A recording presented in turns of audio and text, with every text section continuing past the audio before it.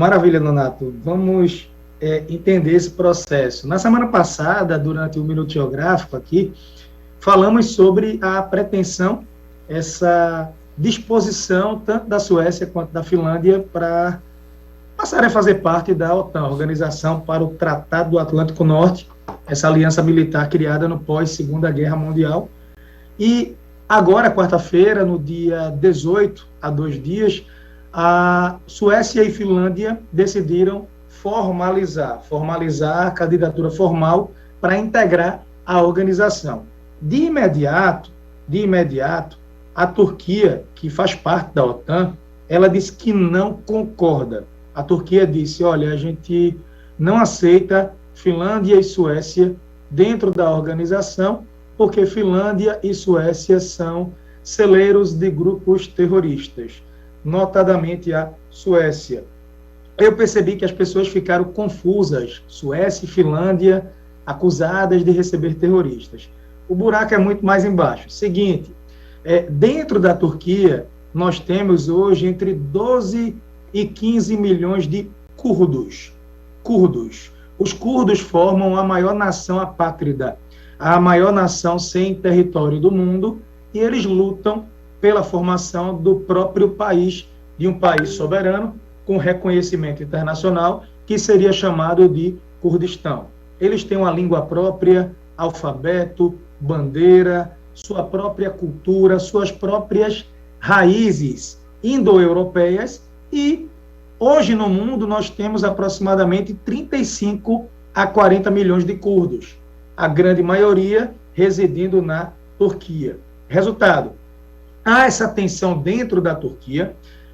Os curdos por lá, eles dizem que o governo da Turquia acaba tratando o povo curdo como uma espécie de cidadão de segunda classe, que eles não têm os mesmos direitos, que eles sofrem perseguições.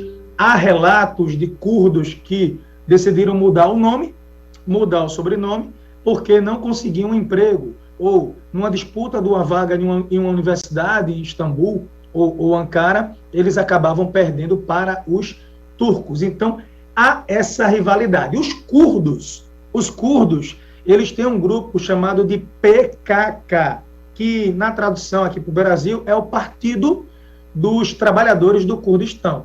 E o PKK, ele tem um braço político, diplomático, que negocia, e tem um braço armado, o braço paramilitar. E esse braço paramilitar, ele já cometeu alguns ataques terroristas dentro da Turquia. Carros-bomba, ataque em estação de trem, ataque no aeroporto. E aí, resultado, alguns dos líderes do PKK, eles migraram para a Finlândia, migraram para a Suécia e dizem que estão no exílio. Então, eles dizem, nós migramos porque nós estamos no exílio, nós não temos nada a ver com esses ataques terroristas, mas a liderança da Turquia, o presidente turco, o Erdogan, ele sustenta, são terroristas e que Suécia e Finlândia estariam dando proteção. A Turquia tem o direito de usar o seu poder de veto, mas a pressão dos demais membros vai ser significativa, até porque há uma celeridade no processo diante da ameaça russa.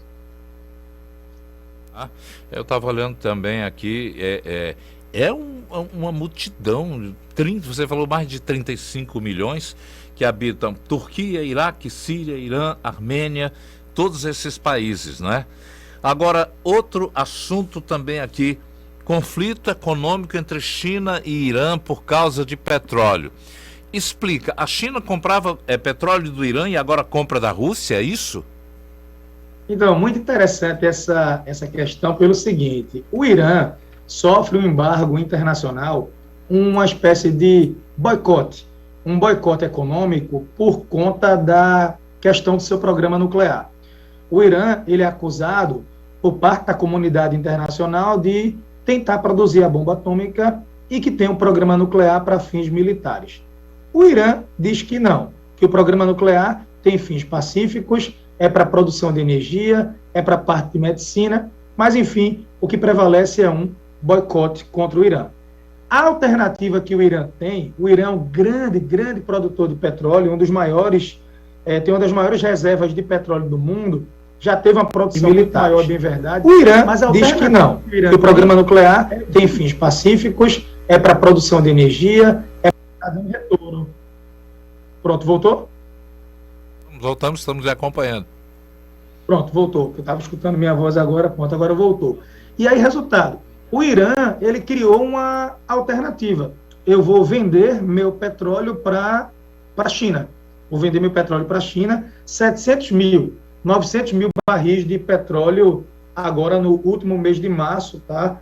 Em média, por dia, as exportações do Irã para a China. Só que a China, agora, ela percebeu que pode comprar um petróleo mais barato que o petróleo do Irã. A China percebeu que pode comprar o petróleo da Rússia. A Rússia está fazendo uma grande promoção no valor do petróleo. Ela tem muito petróleo em estoque. Os americanos pararam de comprar. A Rússia chegou para a China e disse, olha, eu preciso da tua ajuda. Eu estou sendo alvo do maior embargo da história e que eu preciso de dinheiro, eu preciso de verbas. Então, o que é que está acontecendo? A China diminuiu muito a compra que fazia de petróleo do Irã e passou a comprar uma quantidade maior de petróleo da Rússia. Isso vem gerando alguns conflitos, né? Não do ponto de vista militar, mas conflitos políticos e econômicos, porque o Irã, veja, o Irã depende dessa ajuda chinesa. A Rússia também. São dois países, Rússia e Irã, que sofrem um boicote internacional. E a China, que tem a segunda maior economia do mundo agora, ela se desdobra para usar sua máquina econômica e financiar esses dois países. E a história do governo do Canadá, que agora quer banir a empresa chinesa que é Huawei, não sei pronunciar não sei, meu chinês foi feito só meio... Não preocupe não, porque a gente, algumas pessoas falam Huawei ou Huawei. Huawei. É até melhor dizer Huawei. O que é que isso pode acarretar para a implantação aqui do 5G?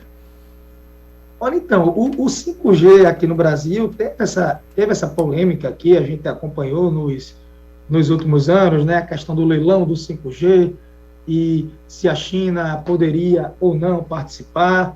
O Brasil teria sido pressionado a tirar a China da jogada. A grande questão é a seguinte: essa empresa, o Huawei, ela é uma gigante.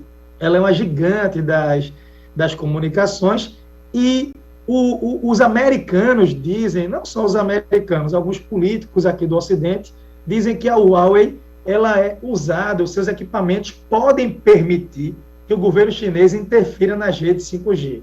O governo chinês teria acesso às nossas informações e poderia praticar espionagem e coletar informações privilegiadas. O Canadá, ele já vinha querendo tomar essa decisão há 3 anos. Eu não sei se os ouvintes vão lembrar, mas houve uma polêmica muito grande.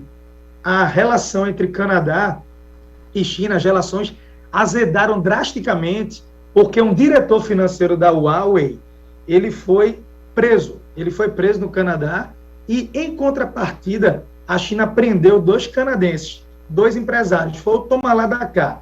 O Canadá dizendo que ele estava praticando atos ilícitos, processo de espionagem, a China disse os seus também, e aconteceu isso daí.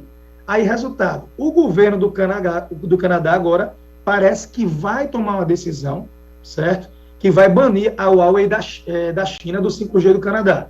E esse anúncio, com certeza, ele vai ser muito bem recebido, né, pelo governo Biden, porque há uma pressão da Casa Branca muito forte para que os aliados dos Estados Unidos não usem essa comunicação ou empresas que tenham conexão com o governo chinês.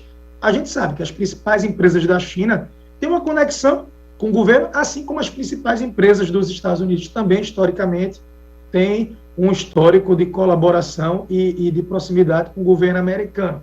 Mas aí querem cortar e essa decisão ela vai ser, falaram sobre isso ontem, devem oficializar isso, eu acredito, as pessoas que estão mais familiarizadas com o processo devem divulgar isso nos próximos dias, e a expectativa é saber qual seria a resposta uma queda aqui, mas deu para compreender o seu pensamento, a explicação muito correta da situação desse desentendimento aí. Obrigado a você, João Correia. A gente volta na sexta-feira a ter novamente contato com esse mestre do Minuto Geopolítico aqui.